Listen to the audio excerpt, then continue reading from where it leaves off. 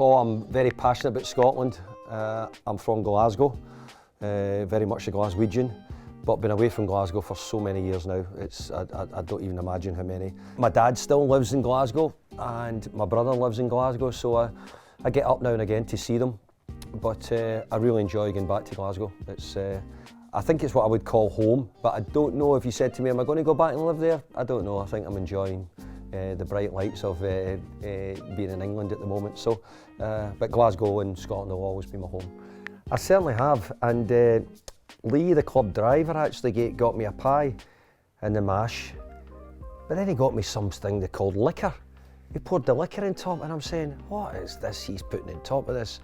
And he had vinegar on it as well and all sorts. So, by the way, like pie and mashes, everybody enjoys pie and mash. The bit I've not done is they talk about the Jellied Eels, and I'm not sure about the Jellied Eels, so. But the pie and mash was all right, not the liquor though. Look, I actually thought that I would have loved us to have been lifting the trophy in claret. No way if we could have put more claret jerseys on, because it's the club colours and we'll always be remembered for that. But obviously there was a rule which we couldn't do it. So I always like the clubs to wear what their colours are. And I know we see so many changes every year and whatnot. And yeah, I think the one thing about the strip we wore in the final as well will be that it'll be remembered greatly. It'll be something which maybe the club goes back to in years and years to come at different times in remembrance of it. Well, first of all, you have to have seen enough of them to think that they're ready to train and play with the first team. I'm going to say sadly, I think it's getting harder for younger boys to get in so early. I believe that I've probably given 5, 16-year-olds their debut in the Premier League, and through my career we've always had a lot of young players. I was a young player at Celtic when I got my debut at 18. So I've sort of been used to that. I've been brought up in youth football with my dad and the boys teams he ran in Glasgow, and always looking out for the boys who are making their debuts for clubs. So we're very much aware of trying to give young players the opportunity. But I think the level of the Premier League's at and the way it is, it's become much more harder to give younger boys their debut. So 18-year-old was the young thing probably a few years ago. It's certainly, I think it's moved more to like 21 now for players in the Premier League. I always have to say, you know, first of all, you have to really love the game and make sure that you need to put hours and hours of work in, you know, do all the coaching badges as soon as you possibly can, and you know, keep at it. There is so many now things out there regarding leadership, you know, coaching, management, all things which all play its part when you get the opportunity to become a manager or a coach. You should take every opportunity to get as many of them in the bag as you can, and go and see people speak, go and watch coaches work, go and ask to see if you can come into training and watch people training, because sometimes there's always something which I always found that you could pick up. And through my early years when I was becoming a young coach and then trying to go into management, I'd made sure that I covered as many things and went to see managers working, and I was on every coaching course every summer you could think of to try and improve myself. Well, for me it would always be Sir Alex, because he was the one, but Walter Smith was a big friend, but a big mentor, and someone who I always admired. I took his job when he was the manager of Everton, and I became the manager of Everton just after that. Sir Alex used to speak to me, and I used to phone Sir Alex for advice as well. So I think we had some really, really top Scottish managers at the time. I admire people like George Graham, who Scottish managers who worked in England and, you know, were really successful. Then you could go to, you know, Bill Shankly and Sir Matt Busby and all the others as well. There was an awful lot of Scottish managers. Jock Stein was a great Scottish manager. So there's been so many really good managers in the past. Something I'm very proud to be in part of. I've sort of felt it right from the start anyway. I felt as if I was, when you're in it, and you're accepted, and you know, I think as long as you give your best and you do your all, I think everybody accepts you.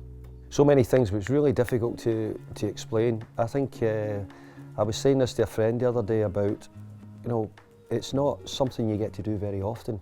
If you're lucky and you're Pep or you're Jurgen, you might get that feeling, but it's something which I've not had enough in my career, which I'd like more. But I've had some big successes, but to win a European trophy, you know, it's an incredible achievement. So I don't think you don't make anything up. It's all at the moment. You know, Jarra's going through and go. I'm halfway down the pitch already, not knowing what I'm doing, nearly, you know, out of control really. We win, you know, you're not really bothered what MD thinks, you know. I saw my dad, I brought him down and, you know, put a medal on him, didn't think anything of it, just thought it was, you know, what you do. And lots of those things sort of a lot of people took them well and saw them as a good thing. So I couldn't say how it happened, but I just hope that I get the chance to do it again. Probably not, no. I think I'd have been lying if I said, yeah, this is we're going to do this, because look, let's be fair, West Ham were nowhere near Europe, nowhere near even, you know, qualifying in any of the situations. So if it's easy to say it now, it's happened.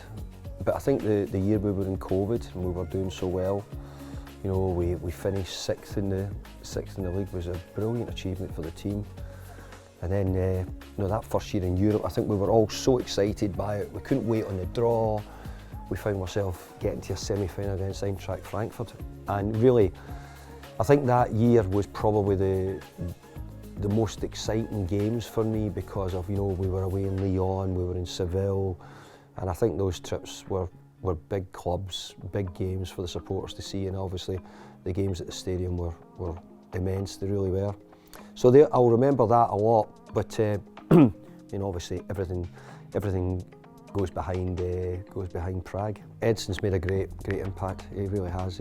He's settled in really well. I think when we were losing Declan Rice, undoubtedly I was concerned because we're losing one of the best players in English Premier League at the moment. And he's also someone who had a great influence, you know, great boy around the place, as everybody here knows. So Edson's come in. He's taken a little bit to adapt to the intensity and the amount of game time, which we missed a couple of games, but overall his performances have been really good, and we've been so pleased with him. Probably my wife. If I didn't say that, she'd probably be annoyed. My brother, I speak to my brother quite a bit as well, and my dad. I tried to get a call to my dad to say that he's doing well. I am probably just trying to do my messages, but also now that what your phone allows you to get the news, so it's an easy way of picking up early stories or things if you need to read a little bit now. It's much easier to do it from your phone. I would love Billy Connolly to be one of them. Actually, a friend of mine is Ali McCoist. I'd like Ali McCoist. I've had some great players over the years who have been great, are still great friends and great company. So I'm trying to think of any. And look, Sir Alex would be good to have on as well, especially because he might bring the wine, and he always had the best wine, so we get the best red wine. Yeah, I'd need to think about that, but I'd certainly Billy Connolly would be one I think I'd love to have on. Yeah, I think I'd like to know who I was going to draw in the next round of Europa League. I could go and watch them a bit more before we play them and get ready.